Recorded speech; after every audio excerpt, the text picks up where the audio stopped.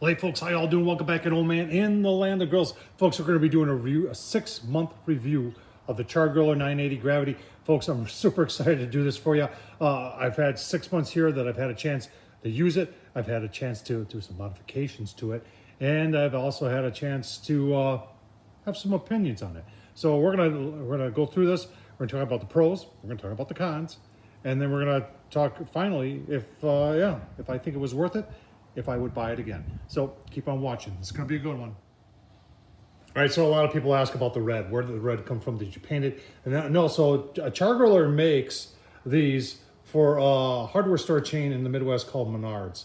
And their color is this red. So even though the majority of them you see on the market are blue, sold by Lowe's, Char-Griller sells them to this company called Menards in this red color. You can see they also sell the acorn in the same color. And it's, I love the acorn too. I've done a bunch of videos on that. But we are talking about the 980 here. So let's open her up and get into a lot of the pros. I think one of the biggest pros with this grill is the build quality. Even though I've heard a lot of people complaining, although a lot of those complaints are due to how it was delivered and possibly how it was packaged or how it was put together by some person at Lowe's who just puts these together. But build quality has been very good on this. I haven't had a single issue with build quality. There may be some design issues going on here, but build quality has overall been good. We have to talk about assembly. And assembly took me a little bit of while. There was a fair amount to do. And you're looking right here at that square tubing. There was a bunch of wires in there, and the directions were kind of vague as how things get plugged in. And when I first turned it on, I had an error code, and it was a fan error code. And as I traced back my wiring, I found part of the wiring harness. There was a tab that was pushed in, and all I did was pull it back out, and we were good to go. But overall, it went together pretty good. It was a solid 2 to 3 hours worth of putting together.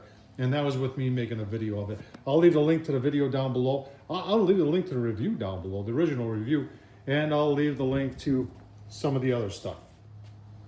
All right, staying with the outside, I do like the front shelf.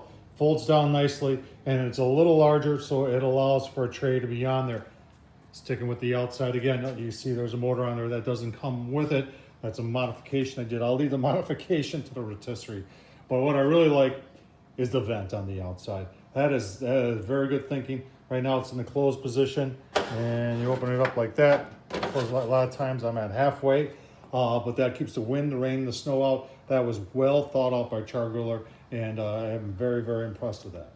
Sticking with the outside, but going to the inside here, their Pro Port. A lot of people don't talk about it, but that's kind of cool. You got the Pro Port, you're saying, okay, what's the big deal? Well, this is double walled, and then on the inside, they have another cover for the Pro Port. I don't think I found that out until I was like 2 or 3 cooks into it.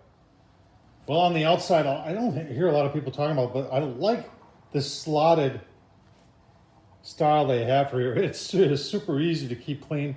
And if it's raining outside, obviously it doesn't hold any water. But not a whole lot of people talk about that, but I actually think it's a cool idea.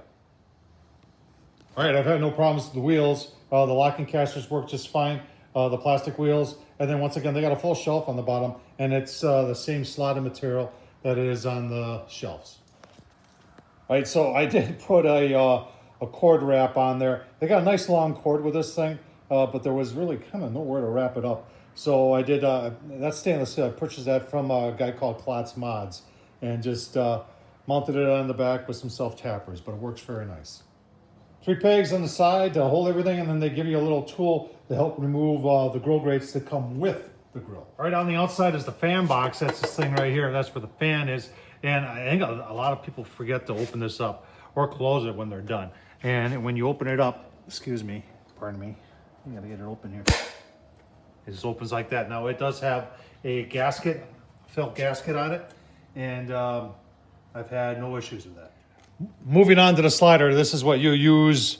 You gotta pull this, otherwise you won't get any heat through. That's what allows the heat and the smoke to go into your cook chamber, and that I've had 0 issues with it. And nice and thick. Just goes back in there, just like that. When you put it in, it stuffs off the charcoal.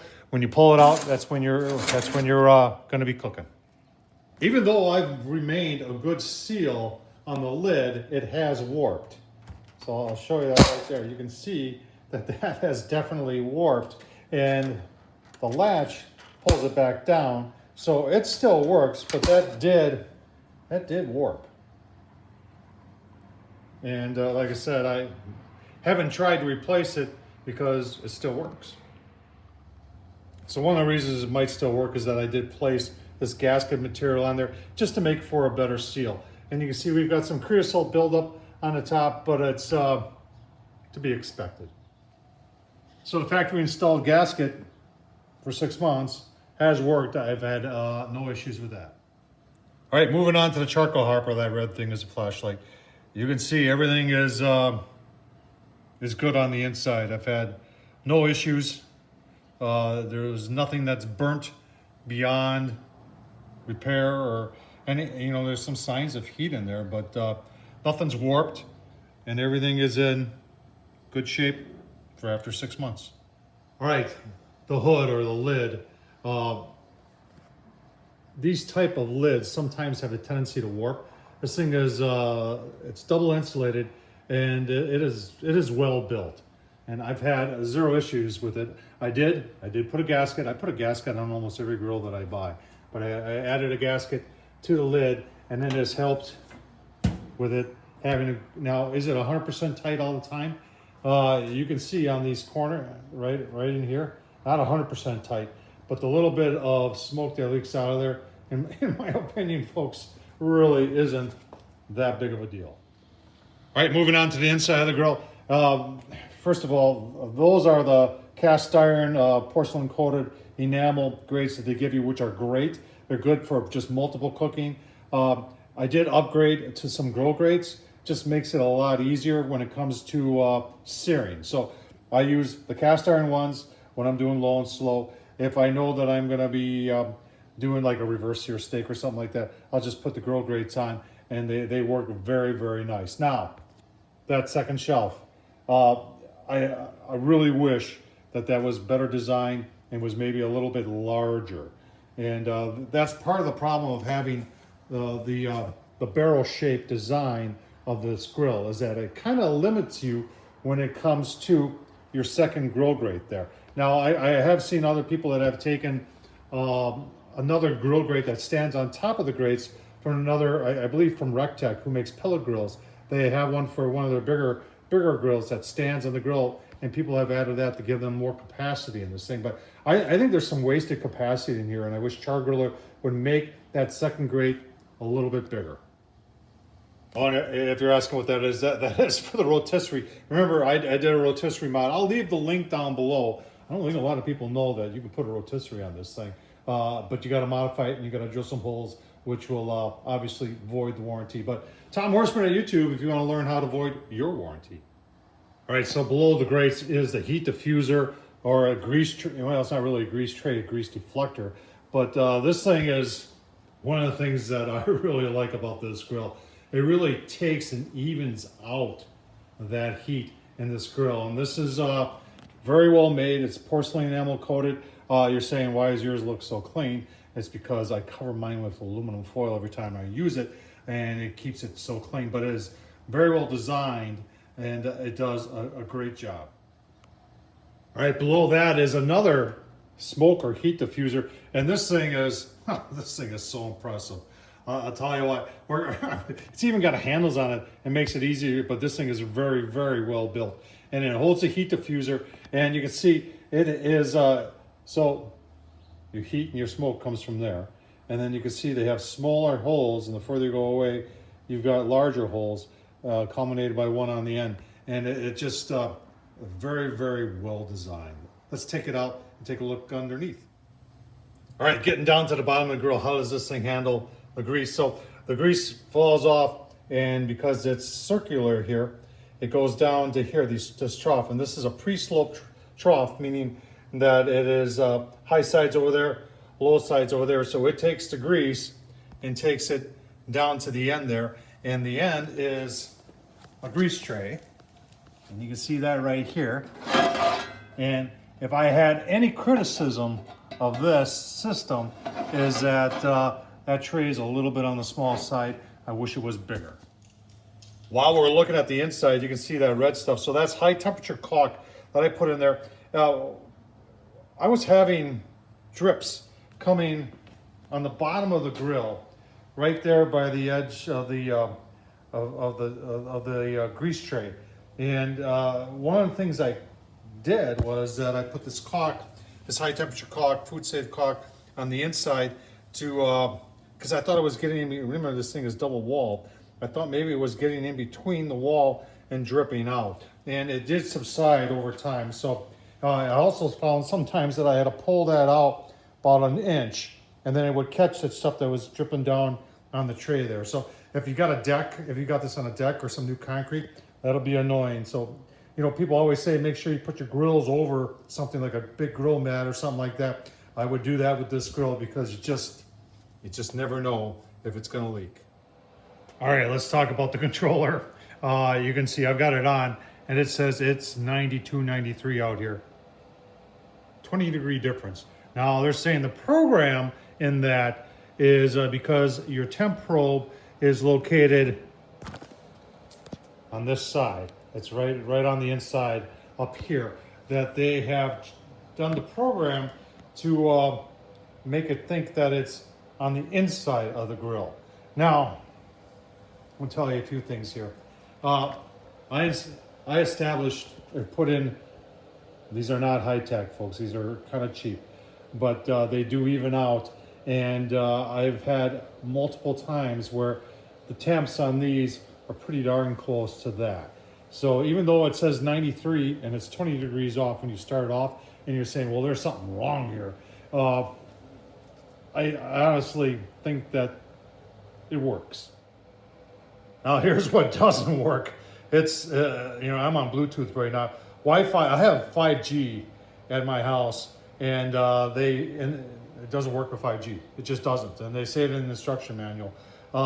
They also, it's very hard to connect. I did a whole video on this, and it's to the point where I did the video, and that was the only time I ever used it, was because I had to piggyback off the neighbors who didn't have 5G, and it was not very user-friendly. Now, a couple other things that I do like, I love the turbo button on here. If you're looking to take it, you're doing low and slow, and you want to go hot and fast, you press that button, and boom. It bumps up the fan and goes faster. I think that's really cool. This thing goes, if you're at 225, to take it to 700 or 650, it gets there in less than 5 minutes. Sometimes it gets there in less than 3 minutes. So the controller needs some updating, and I'm confident that they will do that. It does have 2 probe ports. They only give you 1 probe with it. A lot of grill manufacturers do that. I don't understand why. If you got 2 probe ports, give you 2 probes, right? I mean, it just makes sense. So let's continue on. All right, let's talk about the flapper. There's the flapper, the infamous flapper that everybody's had theirs burn up. Mine is still good. I've had wood chunks in my ashtray. I've actually done videos with it and showed people that I don't have an issue, and I still don't have an issue with mine. You know, I hear that Char-Griller is starting to say, don't burn wood chunks in your ashtray. But, you know, I haven't had an issue with mine. This is kind of what it looks like right here. It's made by Char-Griller, and it's a silicone. It costs just a couple bucks. It was more to ship it than it was. I mean to do a video for your folks that are struggling with yours to show you how to replace yours. But got no issues over here. Well, there it is, folks. The 6-month review of the Char-Griller 980 Gravity. Folks, I'll tell you what, everybody's asking, Tom, would you have bought it again, knowing what you know now? And the answer is, yeah. Yeah. I would. These things are awesome. You know, I love my pellet grills, but they do a really good job at low and slow, but hot and fast, they struggle. These things can do low and slow all day, and you push a button, and you're at 600, 700 degrees within 5 minutes. That's awesome. The build quality, in my opinion, is good. Do they have some improvements to do? Oh yeah, they got some improvements to do. But this was the first year of it, and honestly, if you're doubtful, wait till next spring. Wait till spring of 2022. I hear rumors that there's going to be an improved model of this, and I can't wait to try it out and show it to you. So I hope this is helpful. Tom Horsman at YouTube. Thumbs up, leave a comment, folks, and you know what? I appreciate your support. There's a little thing at the bottom called Super Thanks, and if you could contribute something so I can keep on purchasing grills here in the land of grills and doing reviews for you, that would be much appreciated. So take care, folks, and once again, thanks for watching.